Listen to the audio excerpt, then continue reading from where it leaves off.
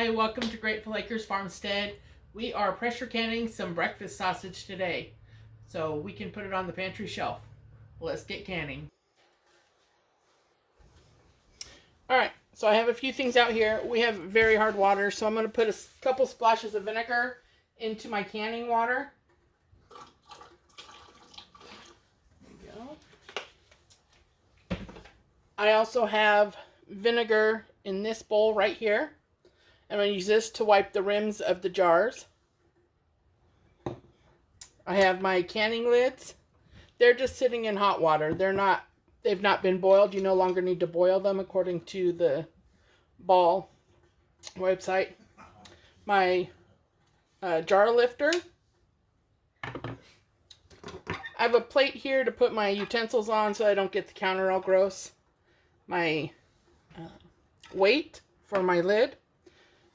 My canning funnel, and then I'm going to use this to kind of make sure that there aren't air bubbles. And I do have a kettle of hot water here to pour into the jars.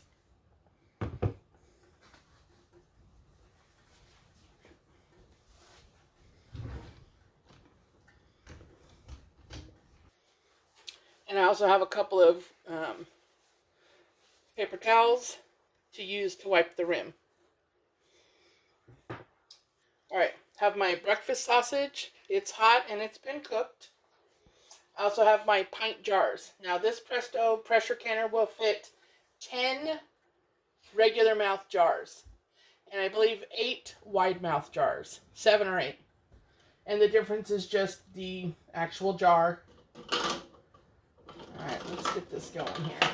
Now, the water's hot, the jars are hot, as well as the sausage is hot. You put your funnel in.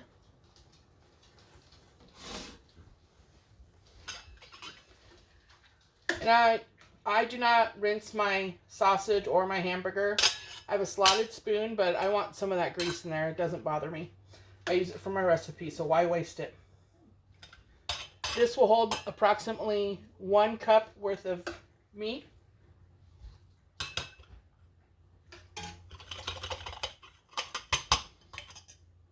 And you do want a 1-inch headspace.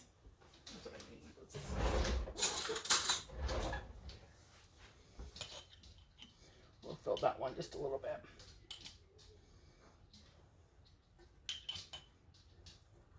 All right. So then you're going to pour your boiling water in.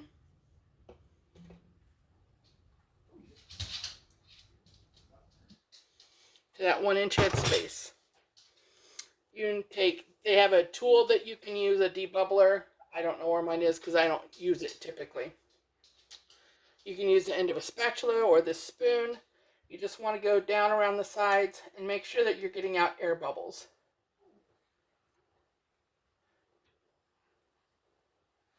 All right, that looks really nice. Okay, then I'm going to take my paper towel, dip it in the vinegar.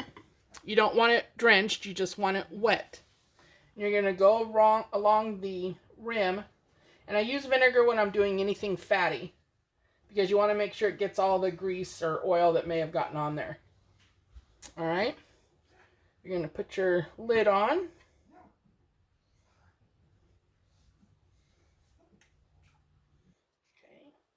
And your ring.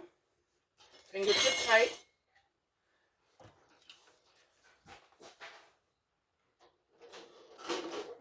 And you need to make space for it because they fall down.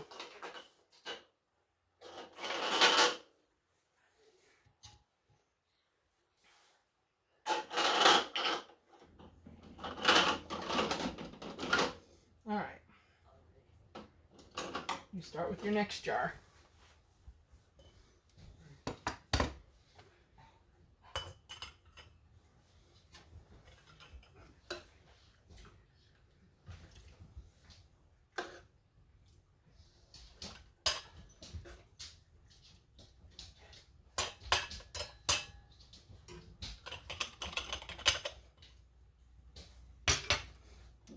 Got a little bit too much.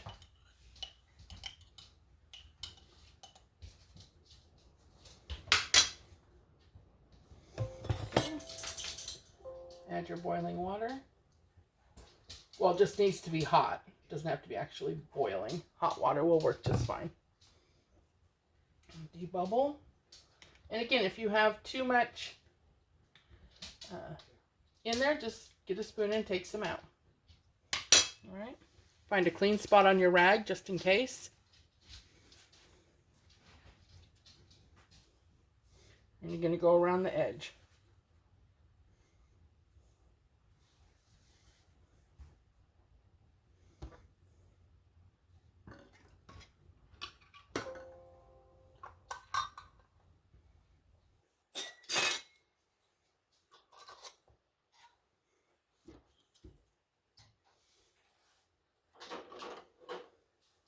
All right, I'll bring it back when I'm done.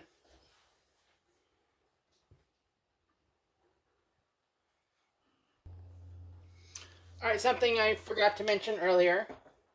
You're going to fill them to 1 inch. So the debubbling tool does have a measurement, or there's other canning tools that have that measurement on it. But to the bottom of where your ring goes, this last lip, this is 1 inch. So you're going to want to fill it to 1 inch. Or leave the 1 inch head space.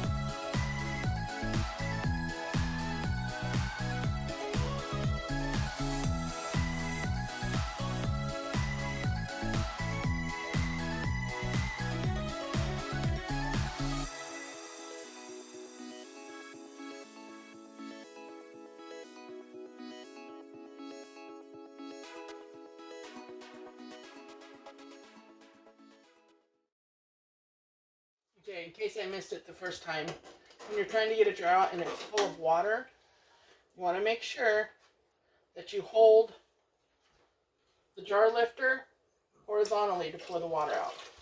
You see how it's coming out the middle there? If I were to turn it this way and it came sloshing out, chances are it's going to run down and burn my hand. So, horizontal, hand safe, vertical, very bad.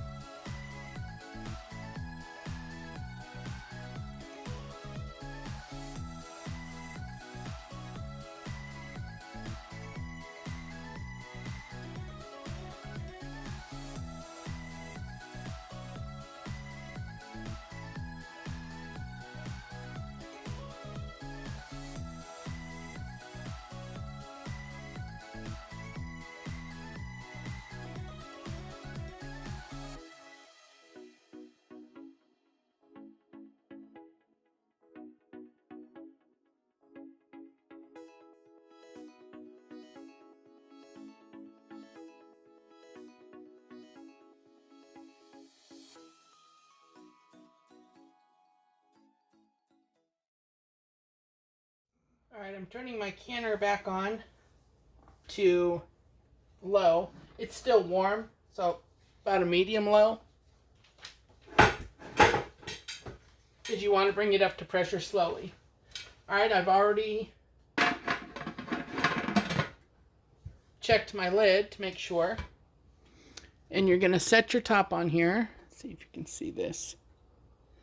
So it says, close, open with arrows pointing that direction or that direction, and a V in the middle. That V lines up with this V to know that your lid is seated properly. Then you're going to twist it closed.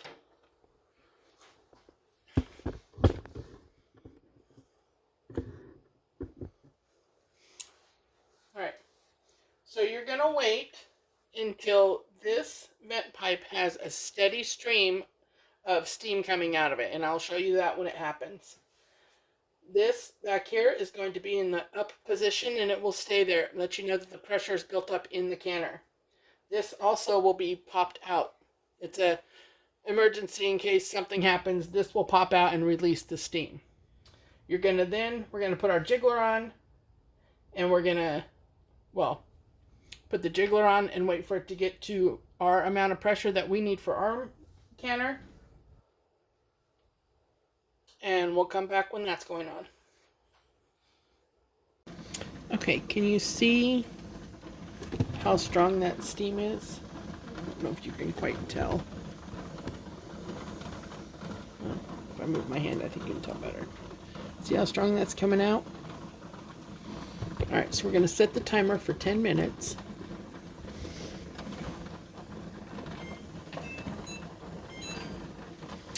And then when we come back, we're gonna put my weight on, and we're gonna wait. This will pop up, and the dial gauge will go to 10 or 11 pounds of pressure. Works for our altitude. Bring you back when that's time. Okay, it's been 10 minutes, so I'm gonna put my weight on, and this should pop up. See, and now it's steady in its place.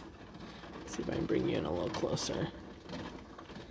Now it's in the up position, and it will stay in that position until that falls. Do not take the weight off or try to open the lid.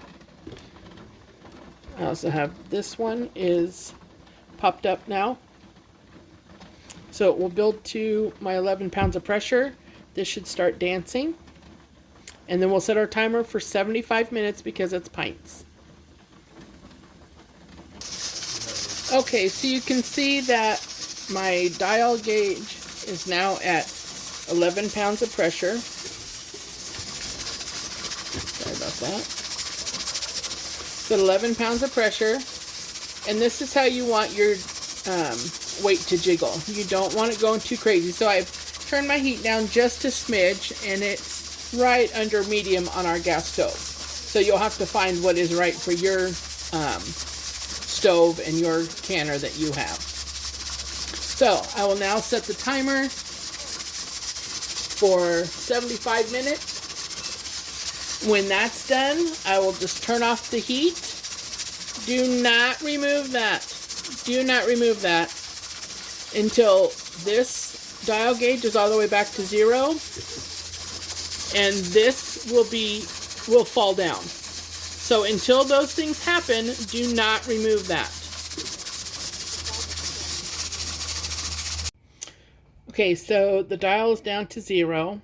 This has stopped jiggling, and this has fallen down. So I'm going to take the weight off. And I'm going to twist the lid and pull the lid up towards myself so that the steam doesn't come on me. I'm going to let it sit like that with it having a little bit of a gap so that all that steam can escape. And then I'll take the lid off and put them onto this towel that I have set up. I'll be right back. Alright, so we'll take the lid off.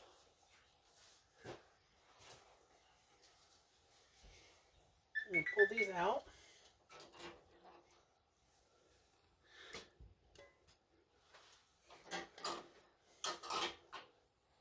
Nice clean water, that's always nice to see.